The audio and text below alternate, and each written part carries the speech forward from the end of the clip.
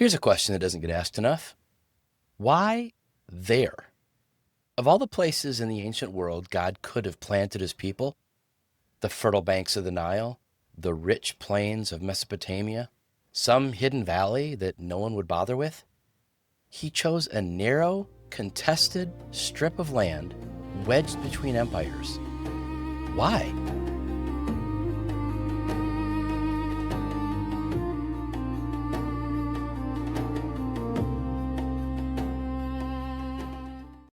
Welcome back to OT in Context. I'm Scott Smith.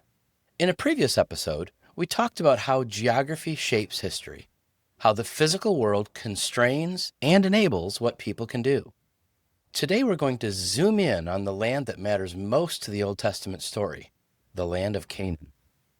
This is the Promised Land, the land of milk and honey, the land God swore to Abraham and his descendants. And once you understand what this place actually is, what it looks like, what it offers, and where it sits, a lot of the Old Testament clicks into place. Let's get oriented. On the eastern side of the Mediterranean Sea, south of the mountains of modern Turkey, there's a relatively compact strip of land. Today, it includes the nations of Israel, the Palestinian territories, Lebanon, western Jordan, and a slice of Syria. In the ancient world, this region was called the Levant, a name that comes from the French word for rising, because this is where French merchants saw the sunrise.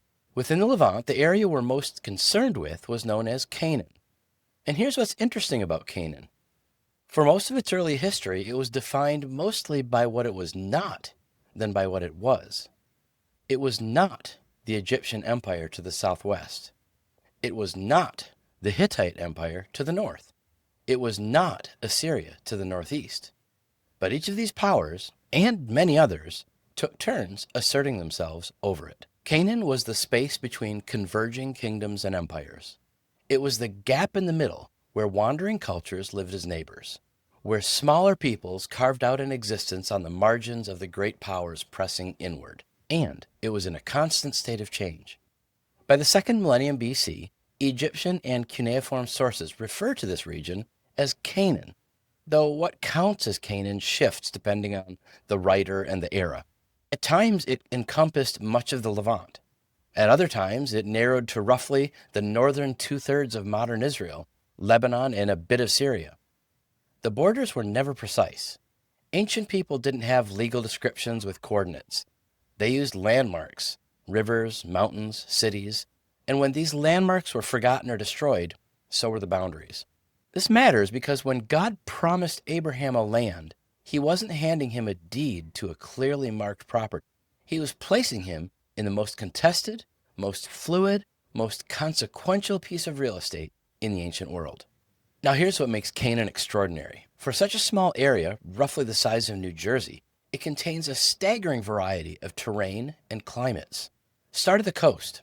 Along the Mediterranean, you have a relatively flat coastal plain. This is where the Philistines settled. It's good agricultural land, open to sea trade, and, critically, it's where the major international highways ran. If you are marching an army from Egypt northward or bringing a trade caravan south, you traveled this coastal road. Move inland and you climb quickly into the central hill country. This is rugged terrain. Rocky ridges, terraced hillsides, narrow valleys, not easy to farm, but very easy to defend. This is where the Israelites would eventually settle. Cities like Jerusalem, Hebron, Bethel, and Shechem are all perched in these hills. And there's a reason for that. In the hills, a small force can hold off a much larger army. Chariots, the tanks of the ancient world, are at their best on open ground and are far less effective in this kind of terrain.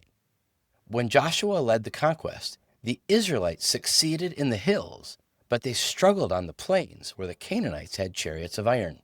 Between the coast and the hills sits a transitional zone called the Shephelah, a series of rolling foothills and broad valleys. This was the buffer zone, the contested ground. Many of the Bible's most famous battles happened here. David and Goliath, the Valley of Elah, right in the Shephelah. Now move east. The ground drops dramatically into the Jordan Rift Valley, part of the Great Rift that stretches all the way from Turkey to East Africa. The Jordan River runs through this valley, feeding the Sea of Galilee in the north and emptying into the Dead Sea in the south. The Dead Sea sits at the lowest land elevation on Earth, over 1,400 feet below sea level. And then south, beyond the hill country, the land dries out into the Negev desert. This is the frontier, the transition zone between settled civilization and the vast wilderness beyond. Abraham pastured his flocks here, trade routes crossed through its oases, but it was hard land, and it took resilient people to make a life of it. So within this one compact territory, you have a coastal plain, a mountain range, a buffer zone of foothills, the deepest rift valley on earth, and a desert frontier. Deuteronomy 11 describes it this way: the land you are crossing the Jordan to take possession of is a land of mountains and valleys that drinks rain from heaven. It was not like Egypt, where the Nile did the work for you. This land required dependence. It required looking up. And that was the point. So let's answer the question in the title. Why this specific place? 3 reasons, and they build on each other. First, position. We've touched on this before. Canaan sits at the crossroads of the ancient world. It's the primary land corridor connecting Africa with the civilizations of Asia and beyond. Every major trade route between the great powers passed through here. Every army on the march passed through here. When God placed his people at this crossroads, he ensured that the nations of the world would come to them. Israel didn't need to go tell the world about Yahweh. The world was already passing through their living room. The prophet Ezekiel captures this. This is Jerusalem. I have set her in the center of the nations, with countries all around her. Second, dependence. Unlike Egypt with its predictable Nile floods, or Mesopotamia with its river irrigation, Canaan depended on rain. The land itself required trust. You couldn't control the water supply. You had to receive it. Deuteronomy 8 describes this land as having brooks, pools, and deep springs flowing in the valley and hills, a land with wheat and barley, vines and fig trees, pomegranates, olive oil, and honey. It was abundant, but it wasn't automatic. This created a built-in rhythm of dependence. When the rains came, you gave thanks. When they didn't, you turned to God, or you turned to the Baals, the Canaanite storm gods who supposedly controlled the rain. This is not a minor subplot. The tension between trusting Yahweh and chasing after Baal runs through the entire Old Testament, and is driven by the geography. Elijah's showdown on Mount Carmel, that's a contest over who sends the rain. The geography made that question unavoidable. Third, exposure. God did not give Israel a hidden paradise. He gave them a vulnerable one. A land where empires would march through, where prosperity depended on faithfulness, where the temptation to assimilate was constant because the nations were always right there. The biblical writers saw purpose in this. This was by design. When Israel was faithful, they thrived at the crossroads. Solomon's kingdom grew wealthy because of its position on the trade routes. When they were unfaithful, the same geography made them exposed. Assyria swept down from the north, Babylon after them, because every invading army walked the same roads. The prophets understood this. When Jeremiah warned about an enemy from the north, he wasn't making a vague spiritual point. He was describing the geographic reality. When Isaiah called Assyria the rod of God's anger, he knew exactly which road that rod would travel. God chose a land where geography and theology could not be separated. One more thing worth knowing. This land has worn many names. In the earliest references, it's Canaan, though the origin of that term is still debated. When the Israelites established their kingdom, it became Israel. After the exile, various occupying powers used different names. After the Jewish revolts, Roman administration formalized the provincial name Syria Palestina, derived from Philistine, a shift that many interpret as punitive, though the precise timing and motive are debated. I mention this only because you'll encounter all these names in your reading. and they all refer to essentially the same contested strip of territory. Different eras, different rulers, same geography.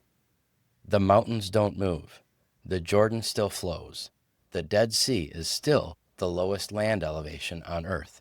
And the land still sits at the crossroads of continents, just as it did when Abraham first walked it. Here's what I want you to take away. When you read that God promised Abraham and his descendants a land, it wasn't a random selection. The land of Canaan, its position, its terrain, its dependence on rain, its vulnerability to empires, all of it was chosen to shape a particular kind of people, a people who would live at the crossroads of the world, dependent on their God, visible to the nations. As God promised Abraham, in you all the families of the earth shall be blessed. That blessing would flow through a people planted at the world's crossroads, and the geography made sure that the world would notice. If you want to explore this land yourself, zoom into the terrain, see the trade routes, watch the empires rise and fall around it, check out OT in Context at otincontext.com. It's the tool I built because I couldn't find what I needed anywhere else. Thanks for being here. I'll see you in the next one.